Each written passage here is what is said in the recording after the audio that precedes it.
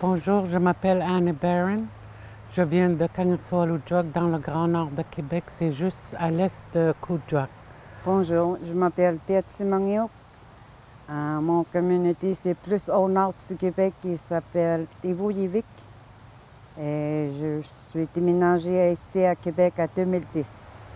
La première fois que j'ai vu les chants de gorge, c'est à Québec. Parce que ma mère et ma grand-mère n'en faisaient pas. C'était perdu et je l'ai appris à Québec. J'ai appris ça à l'école au début, puis je viens juste de commencer à pratiquer avec Anne. Traditionnellement, le chant de gorge, ça se faisait entre deux femmes. C'est un genre de compétition, passe-temps pour garder au chaud, une manière de compétitionner entre deux femmes pour gagner quelque chose.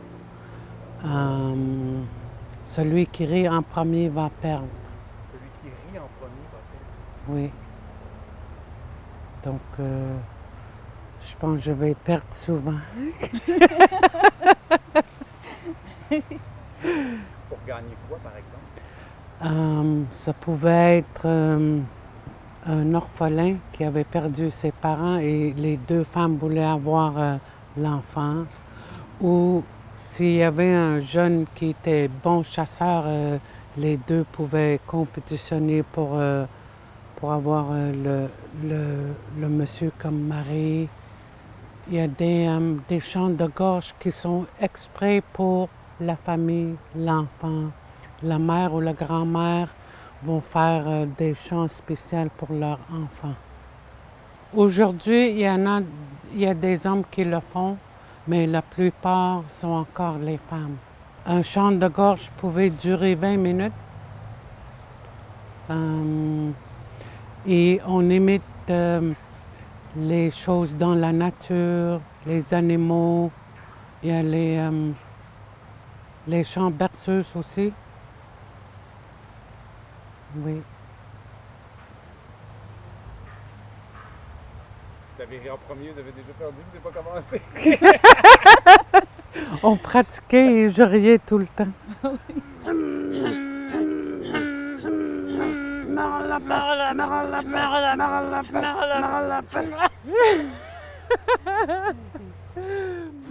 Les Mongoliens hommes font des chants de gorge.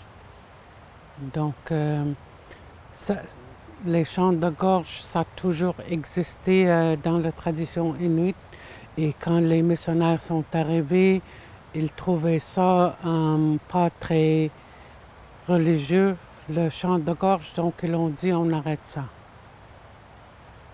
Ah bon? Donc, c'est pour ça, quand les missionnaires sont arrivés, ils ont été forcés d'arrêter de faire des chants de gorge. C'est en train de revenir depuis 7 générations. Chez nous et dans les autres communautés, c'est en train de revenir. Le younger generation montre aux jeunes. Donc ça, c'est en train de revenir. Depuis longtemps, c'était disparu, presque disparu, mais ça revient.